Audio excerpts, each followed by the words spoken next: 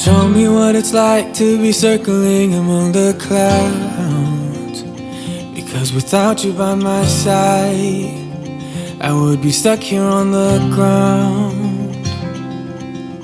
You're lighting up the way, I can see the road ahead of me.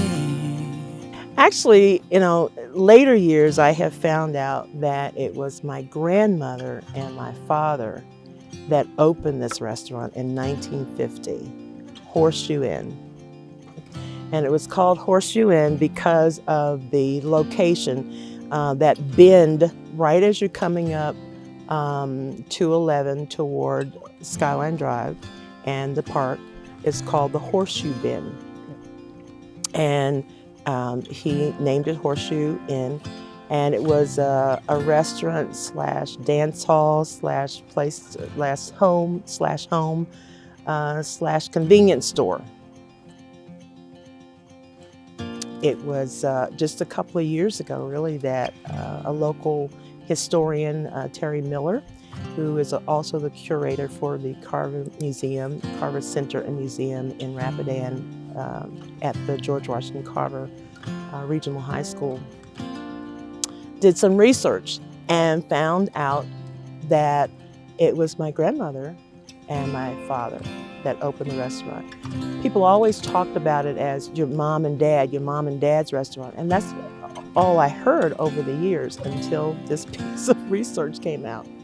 And it was my grandmother and my father that, their names were on the license, on the business license to open up back in 1950.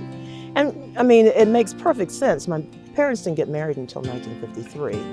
I mean, they knew each other in 1950, but they didn't get married until 1953.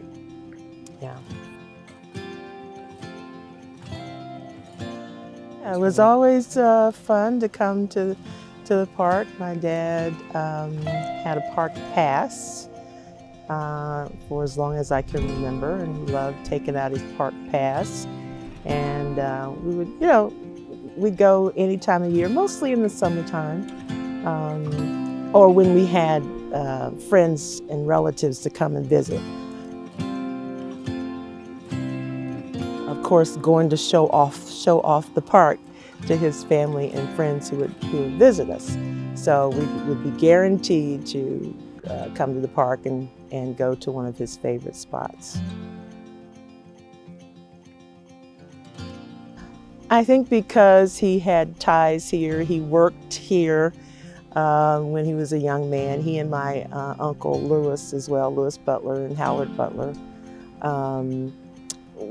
I understand it as called the CCC camps, and young men at the time could find work, and so they were, ambitious. They wanted some spending dollars. So in exchange, as far as I know, that's what he had was a park pass for life, and he would go down in his.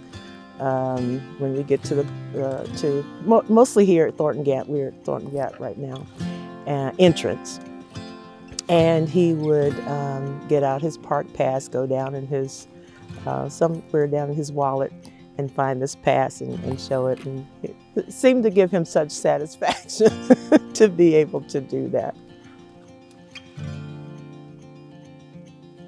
Interestingly, he always turned south. I don't know what that was about, because I only went on the north side within the last 10 years. I don't know why he always turned south, but he did. And we would end up at Pinnacles or Stony Man. Stony Man was definitely his favorite overlook. And he just got a real charge out of that, telling people, okay, trying to get them to see in the mountain the old man and the old man in the mountain kind of thing. So it was a lot of fun.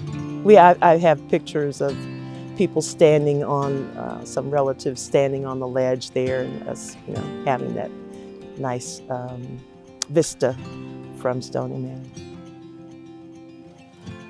I was one of these people that, and maybe this is true of some other folks, I did not know that the national parks had a trust.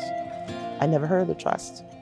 I assumed that the National Park Service took care of everything that had to do with the national parks. I didn't know that there were trusts.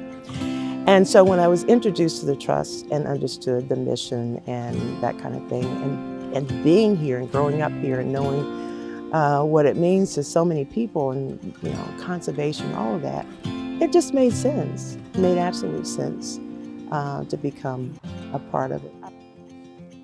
I would just say this is precious. Don't take it for granted. Don't trash it. Take care of it for somebody else to enjoy. Don't be selfish. Enjoy what you have, but also think about others that will come behind you. Show me what it's like to be circling among the clouds. Because without you by my side, I would be stuck here on the ground. You're lighting up the way, I can see the road ahead of me. I won't be stumbling in the dark. Your eyes are shining like the stars. I was down until you saved me, until you set me free. My eyes were closed, now I see clear as day. And I just wanted to say that you can take me high.